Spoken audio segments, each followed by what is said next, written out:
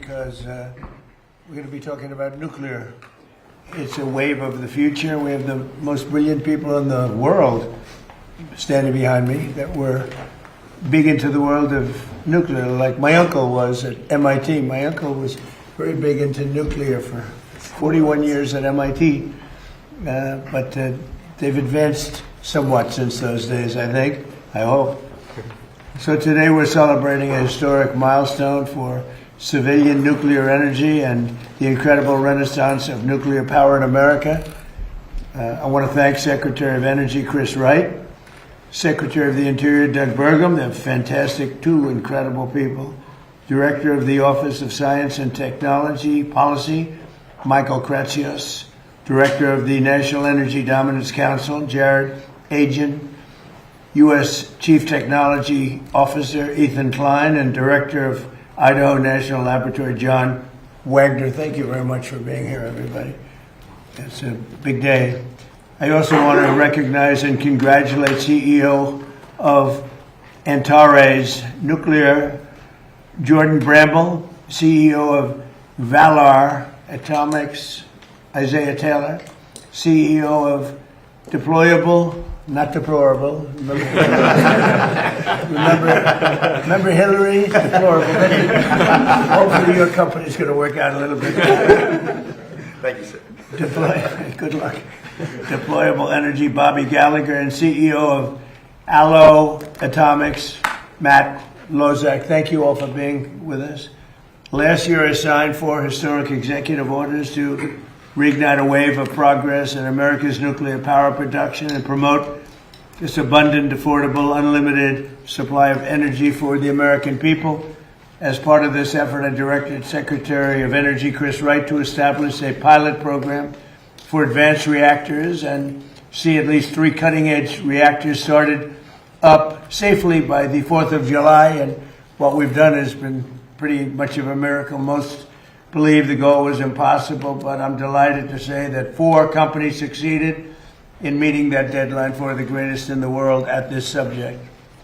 So these are the first new privately funded advanced reactors to turn on the United States in over 4 decades, and making sure that these groundbreaking designs were safe to build and test so quickly was a challenge that required a historic partnership between these innovative companies and our administration. We have brilliant nuclear people. We have a lot of brilliant people, but we have brilliant nuclear people on our staff. In the past, it often took 6 years or more to approve a reactor design, if they were ever approved at all. Most of them didn't get approved, and maybe rightfully so. But now America is building again, America is dreaming again, and we're leading the world and pioneering the next generation of nuclear power. There's nobody even close. We've taken a lead over the last 2 years that has been, I hope, insurmountable. We'll see. But let me ask Director of the Office of Science and Technology Policy, Michael Kratsios, who's been absolutely fantastic in the administration, to say a few words, followed by a few of the people. Let's see, Chris Wright will go, and Jordan Bramble, and Isaiah Taylor, then Bobby Gallagher, and Matt Lozak. And if you could, don't spend too much time. That's a lot of people. But go ahead, and do you want to start it off, Chris, please? Well, we have Michael Kratsios first. Sure. Go ahead, Michael. Mr. President, you signed 4 executive orders last year, and you set one of the most ambitious goals in civil nuclear history to essentially have 3 reactors go critical by the 4th of July. This is an accomplishment that many thought would not be possible. The last time that a privately funded new reactor design went critical was in 1974, so it was over 50 years ago. And we were able to achieve that and surpass it by having 4, and these are the great 4 American companies that got it done. That's great. Go ahead, please. In the last 30 or 40 years, the American nuclear industry has been quiescent. Most of the reactors built around the world have been built by Russia and China, both in their countries and abroad. President Trump said enough of that. America is going to be back as the leader in the nuclear space, in large reactors and in next generation small reactors. He set a bold goal. It's been exceeded, and I'm incredibly proud to be standing here with these fabulous entrepreneurs next to me. And brilliant science people, too, really. Please, go ahead. Mr. President, thank you so much for your leadership. It was really your executive orders that catalyzed this nuclear renaissance. When they first came out, people scoffed at them. They said it couldn't be done. And now there's not only 3 companies, but 4 companies here that really met the moment. Us at Antares, we look forward to being a resilient energy source for Golden Dome, to power high-powered assets in space, and eventually undersea autonomy. So this is a strategic technology for our nation. And what we look forward to doing is putting reactors on our military installations before 2028. Great job. Thank you, sir.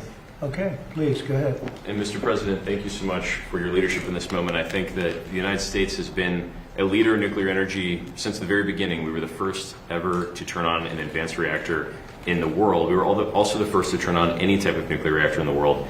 But over the last 30 years, we became more interested in PowerPoint than in power plants.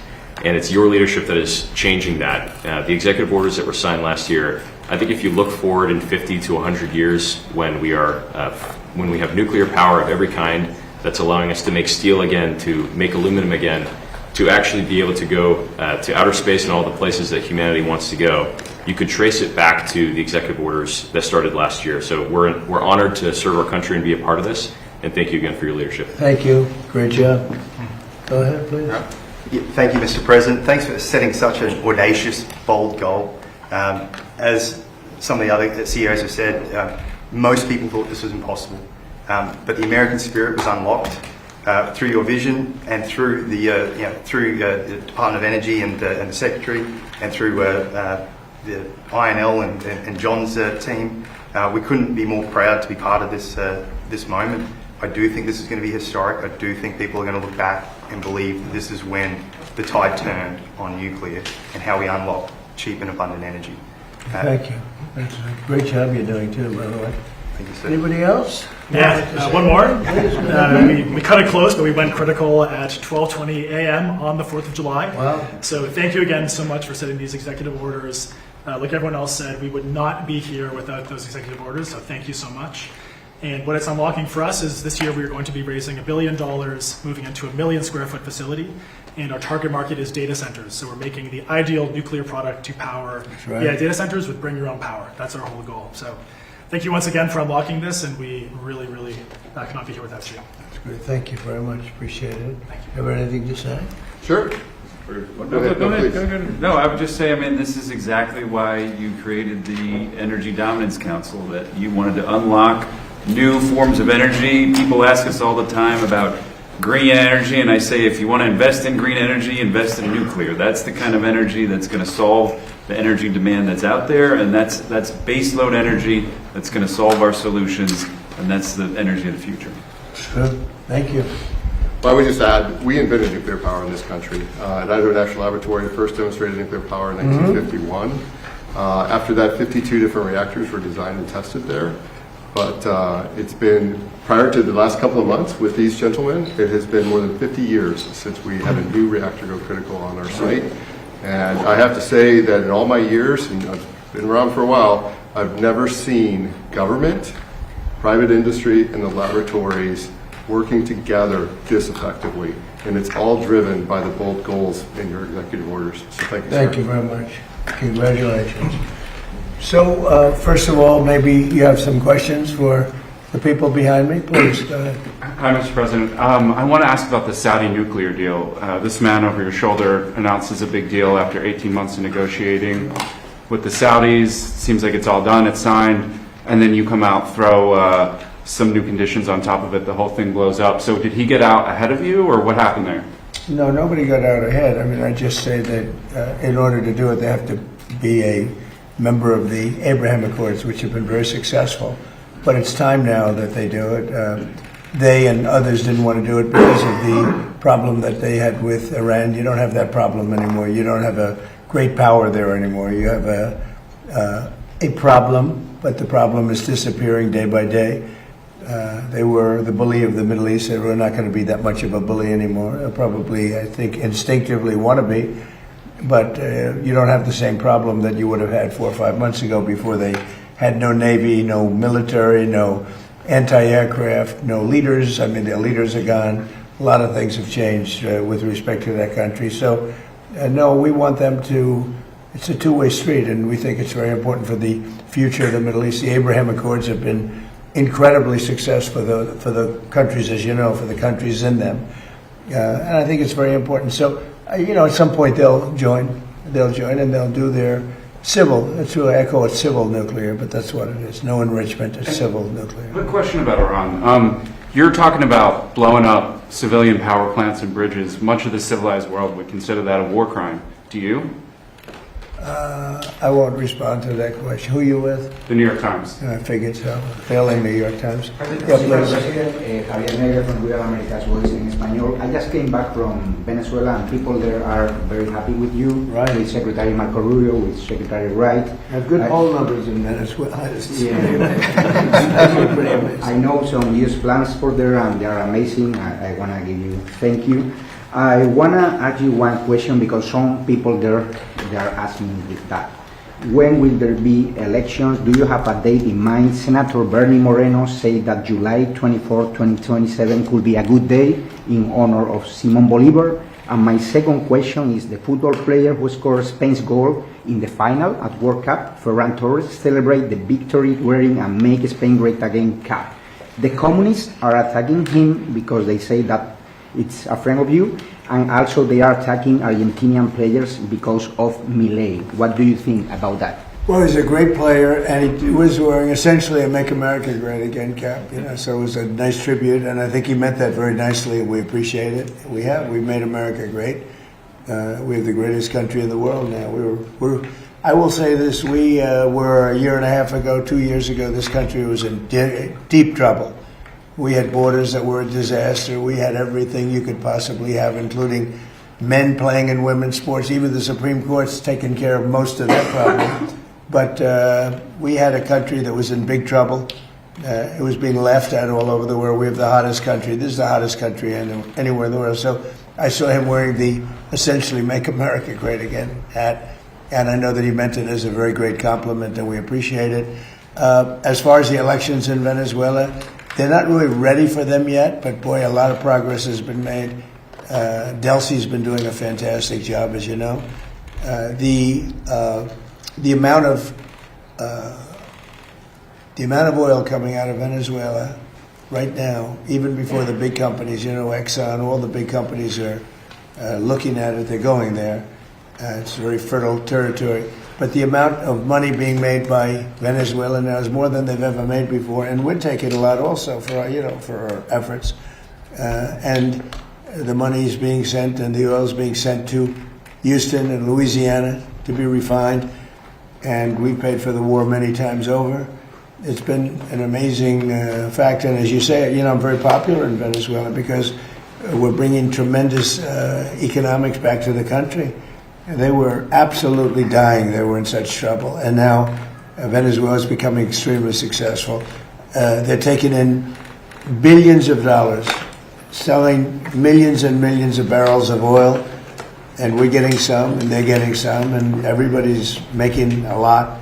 And it was dead before we got there. So it's been an incredible relationship. They're not ready yet for the elections, but at some point they will be, and we're going to be standing right on top of it. And say hello. I've known them for a long time. I've known that country, and I own the Miss Universe pageant, and Miss Venezuela always did very well in that pageant. So I know something about the country, but I've known it for a long time. They're great people. Say hello, okay? Mr. President. Peter? Mr. President, about Iran, what is the exit strategy? Well, I think there's a lot of them. There's a military exit where we just keep going just the way we are, and we can even make it a heavier dose, and it's knocking out everything they have. Or there's a smarter strategy, and that's you make a deal, and they want to make a deal. I just don't think they're ready yet, but they do want to make a deal. Sometimes they don't want to say they want to make a deal. They want to be the tough guys, but they do want to make a deal. There's two ways. I mean, it's you can just keep doing exactly what we're doing and take them apart piece by piece. We could do it in a more rapid fashion, which we might do, or we can negotiate with them, which we're also doing right now. I mean, as we speak, we're talking to them. And you said today that Russia and China are not helping. Earlier this week, the War Secretary Hegseth said that they are enabling. So what is the difference? Well, I don't know that they're enabling. I mean, I will tell you that President Xi said he will not partake, and President Putin said the same thing. I think, I trust them. They've had a long-term relationship. There could be some things they do, but thus far, at least, it has not been major. I don't think they'd want to have me disappointed. And just a different story, not Iran. There's this nasty parasite that is giving people in 9 states explosive diarrhea. When is it going to be safe to eat lettuce again? I don't know. I haven't thought about it. It's the first time I've been asked that question. Are you eating lettuce recently? I should always have more lettuce. Get out of here, Peter. No, it's a very interesting question from you. I didn't think you'd ask that kind of a question. Nobody wants to ask that question, but it's exciting. There's this food coming in, I guess, from Mexico. It's tainted. It's making a lot of people sick. That is the CDC's terminology. I think what we're going to do is we're going to put a major tariff on Mexico because of the lettuce, and we're going to put a big tariff on Canada because of the smoke. All right? We'll get a combo. Which would you have, the lettuce or the smoke? I think I'll take the smoke. The smoke wrecked my daughter's swim meet. Well, it's closed up a lot of countries. I've told Canada they have to do something about it. We've never had this problem. All of a sudden, we have this problem with Canada. So we'll have to talk to them about that. Mr. President, follow up on Iran. Thank you, sir. Follow up on Iran. Have you made a decision about the major strikes that you were referring to? Okay. Should we expect to see major strikes? Look, we're talking to them right now. I think they're getting more and more serious as the days go by, for maybe the obvious reason. But we are talking to them right now. Look, there are 2 ways. I consider that the smarter way, but the other is probably the easier way, doing what we're doing. And we can take that to a much higher level if we want to. We're prepared to do that, as you know. We're locked and loaded. We're locked and loaded and ready to go, but we're talking to them. So I think while we're talking, we'll see what comes of it. And when you say, just a quick follow-up. I believe, Jeff, they're very serious. Okay. They should be. And when you say that you're talking, is it Mr. Kushner or Mr. Witkoff, or who's involved in those talks? Sort of everybody. JD and Marco and a lot of people are talking to, a lot of people to talk to. It's a big deal. But really, when you get right down to it, it's not very complex. They cannot have a nuclear weapon. Very, very simple actually, but it's a big deal. They cannot have a nuclear weapon. If they have even a thought of a nuclear weapon, we will just continue to go at much higher levels. But we are talking right now, and we'll see what comes of it. I'm not, despite what everyone says about the election, I'm not in a hurry. I'm not in a hurry. We have to do it right. Elections take care of themselves. When when I went into Venezuela, everybody was against it. Oh, what are you doing going into Venezuela? And then 2 days later, they said, "Wow, that's fantastic." A lot of people are saying that with Iran already, because it would take them 25 years to rebuild already from what they have. And again, as you know, no Navy, no Air Force, no anti-aircraft, no radar, no nothing. And we, as you know, we just reinstituted the I guess you could go, I call it the iron wall on the water. Nothing gets through. Nothing. Blockade. Nothing gets through. And they sort of have to make a deal. But we are talking to them. I think they're being serious. I think they are being by far the most serious that we've seen them. But that doesn't mean we get there. We'll see what happens. But I always prefer that alternative. Mr. President, did you? I have an energy question. So, Burgum, you might be able to help with this. So, you have criticized windmills for quite a long time. They're very ugly. They tend to use more energy than they actually produce. That's true. A lot of people You've done your homework. A lot of people in Middle America, they are just so tired of seeing them continue to go up on farmland and stuff like that. Is there any way to? Is our federal government still funding in any way, putting these up? We have.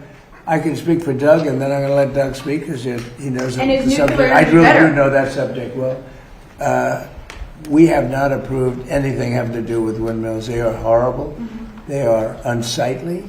They ruin housing values of people. If you're looking at a windmill or hearing a windmill because they're noisy, they kill all the birds. They kill all the eagles. If you shoot an eagle, you go to jail for 2 years. If you kill an eagle with a windmill, you don't go to jail, and they have hundreds of them laying on the ground. It's terrible. and they're very expensive energy, and they're all made in China. But China has very few windmills. You know, they're made in China, but China doesn't use them for the most part. China actually uses coal, oil and gas. They use nuclear, by the way. They're getting very big in nuclear. I want to tell you, this little group, but they don't use wind. Wind is inconsistent. It's unattractive. It's very expensive. It's probably the most expensive form of energy. So I've been talking about it. We essentially, unless there's a trick reason, we will have hopefully no wind farms approved. We're doing more than anybody ever in history having to do with energy, but I've restricted wind farms, windmills. Take a look at Palm Springs, California, where they have a wind farm. As you enter beautiful Palm Springs, California, it looks like a junkyard. You have old ones, rotted ones, they're falling down all over the place. They don't want to bury them because they say the fiber that the blades are made out of should not go in the ground because it's going to poison the ground. Now, I don't know if that's true or not, but if it's not going to go in the ground, what do you do with it? Put it up in the air? Yeah. So, good. I see you're not a fan of windmills. No, I'm not a fan of windmills, Then Mr. you happen to President. be I'm very very smart. passionate about this. Doug, do you want to speak about that for a Well, no, but I would say, yes, President Trump has wisely understood that wind was unreliable, intermittent, dependent on the weather, only existed particularly offshore because of massive subsidies. So not only was it expensive to generate electricity on the grid, it was also expensive for taxpayers because of the subsidies. And so again, President Trump shifting the policy towards energy dominance, which is reliable, affordable, 7x24 energy that's not dependent on the weather. And that includes nuclear, includes hydro, includes geothermal, includes oil and gas, includes beautiful coal. And again, China, 60% of their electricity is coming from coal. Coal was the #1 electric producer in the world 125 years ago, and it was for the last 125 years in a row, and it will be again this year. 126, quite a streak if you're an athletic team that they've won 126 years in a row. But President But we Trump, were restricted from using it. Yep. Every coal mine was going to be closed down within the next year if we didn't win the election. And it's I call it clean, beautiful coal because it is. What they do today with coal is amazing, but it is the most powerful. And with that, go ahead, Doug. well, I was to say, under President Trump's leadership, and then working together as a team across government with Chris Wright, Lee Zeldin, Energy Dominance Council, we've kept open 35 gigawatts of coal this last year, and of that, 35 gigawatts was not up. This past winter during the cold streak and Storm Fern, we would have seen brownouts, blackouts, and literally people dying in America during that cold weather. So again, President Trump's, the elections matter. When he came in, he turned the direction back towards reliable, affordable energy. Nuclear is a key part of that with these amazing entrepreneurs. And I just would add to this up here. People need to understand, the four guys that are standing up here did not get a government grant. This is private sector. President Trump unleashed capital going back in, billions of dollars of capital going back into the nuclear industry. President Trump understands innovation is the source of American greatness. You get rid of the regulation, you support entrepreneurs, the capital flows, America wins. And Mr. Secretary, the starting for this nuclear, dominance, what does that look like for the American people out there? Like, what are those first steps that we can see in these coming months and years? Well, I was going to say, I'll go on, and you can see it right now, because when you take a look across the whole world, President Trump's policies, whether it's Venezuela, whether it's Alaska, whether it's reinstating export for 18 months ago, we had a ban on LNG exports from our country. Now we're the world's largest exporter of LNG. President Trump's policy was, let's sell energy to our friends and allies, keep it affordable at home, so our friends and allies can stop buying from our adversaries. Russia was selling virtually all of the natural gas into Western Europe. 2/3 of that gas has been displaced by America. America has turned those into our customers, supporting our allies. And with Venezuela, as President Trump said, that flowing to our refineries on the South Coast, that's lowering gas prices for America. Unleashing Alaska, which the previous administration sanctioned more than Iran, that's going to again help provide low-cost energy for Americans. So today we have the lowest priced, most secure energy of any country in the world. That's going to change the course of this country for decades to come. Mr. President, what? The Justice Department last night withdrew those subpoenas to the New York Times journalists who reported on Air Force One. Do you support these types of subpoenas to journalists, or are you going Well, to encourage the administration? We're to not stop after these journalists, we're after leakers. We're after people that are cowards, people that are unpatriotic, people that are treasonous in many cases. And the way you find them is through the journalists, when the journalists probably know they shouldn't write, they shouldn't be giving information out like that particular information or others. We had a lot of, look at the Supreme Court where they leaked the opinion of Roe v. Wade early. That person should be found. And the way you find them is to tell the journalist, if it's something having to do with national security, you tell the journalist, who is it? And we have a long way to go with that case. So you think it's appropriate to subpoena family members of journalists to find out information? What's that again? There were subpoenas to family members of the journalists too. I don't know what's appropriate, what's not. We do it legally. Barack Hussein Obama did it all the time. He went after journalists and nobody said anything about it. He went after journalists. They said, who was the leaker? Who was the leaker? And if you don't give us the leaker, you go into jail. You know that. But when, Obama does it, it's okay. When I do it, it's not. In many cases, that's the only way you're going to find out who a leaker is, and it has to do with national security. It's amazing. He did it many times, and nobody said anything about it. But when a Republican does it, when, in particular, Trump does it, everybody makes a big deal. Now, the way you find out is you say to the journalist, if it's national security, I would say, I really put it down to national security, not in all cases, but when you have somebody doing a national security leak or a leak of great importance, and you have somebody inside the walls of, let's say, the White House leaking, I think that's a national security concern. I think it's absolutely fine. And again, I'm not knocking Obama for doing it. I'm knocking the press for not even wanting to cover it. But Obama did that often. Other presidents have done it also. They go to the journalist or the reporter. They say, national security, who gave you this information? I'm okay with that. Mr. President, did you authorize for Secretary Wright to sign the Saudi nuclear deal? If not, why did he sign it? Well, we didn't talk about it, but it was always understood, and Chris knew, and Saudi Arabia knew, that if they didn't join the Abraham Accords, the deal's not, I'm not going to do the deal. So then why did he sign it? Senator John... Because they understood that in order, it's subject to Congress and everything else, in order for that deal to go through, they had to sign into the Abraham Accords. And they've had great success. The Abraham Accords have been very successful. But in order to do that, we wanted them, we want them in. We think it's very good. We think the Abraham Accords bring peace in the Middle East. And now there's no longer an Iran factor. There's no longer Iran to worry about because they've been reduced in terms of their capability and power by manyfold. Thank you. Senator John Thune has suggested that if the White House thinks that there are votes to pass the Save America Act, you should be picking up the phone. Who are you with? I'm with the Washington Examiner, sir. Could you be doing more to help that legislation pass? Well, I do more. I got 3 congressmen, maybe 4, to settle, to send it to the Senate. We got the vote, as you know, in Congress. I got a call from Mike Johnson, who's fantastic. He's a fantastic speaker, one of the best I've ever seen, and I think he's going to go down as one of the best. He called. He said, we have problems with 3 or 4 people. Could you call them? I called them. Every one of them, after I called them, voted, and we got it passed up to the Senate. And I'd certainly be willing. I mean, he's got 4 or 5 people that are very difficult. A couple of them I put out of office, so I understand how it feels. I mean, they're doing the wrong thing. Look, who cannot approve voter ID? Who cannot approve proof of citizenship? Who cannot approve funding military when you're winning a war? And what are you supposed to do, stop fighting?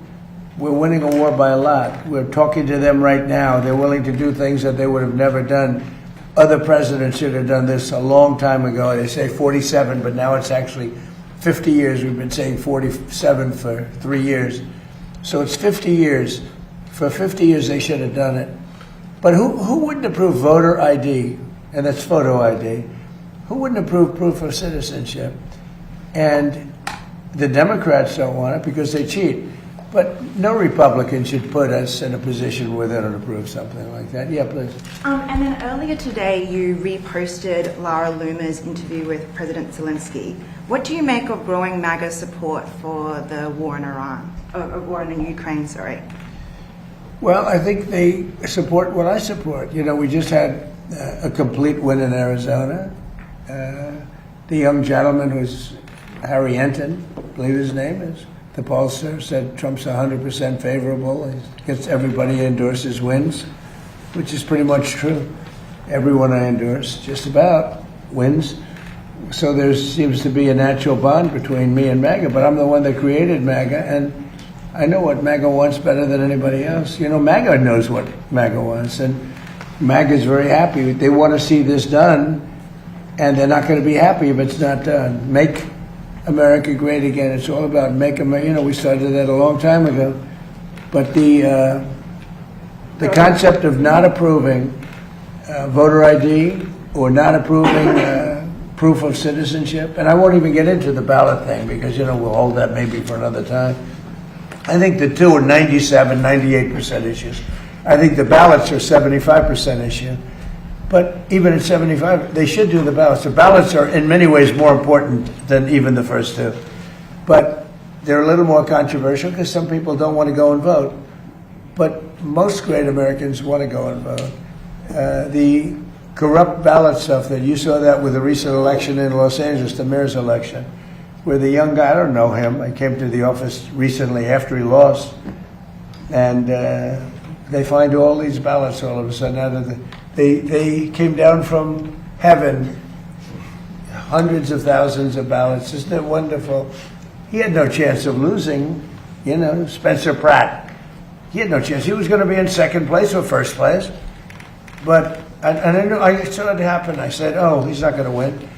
He had to beat somebody. He was way up on a person that nobody ever heard of, a young woman who nobody ever heard of. She cried that night that she lost.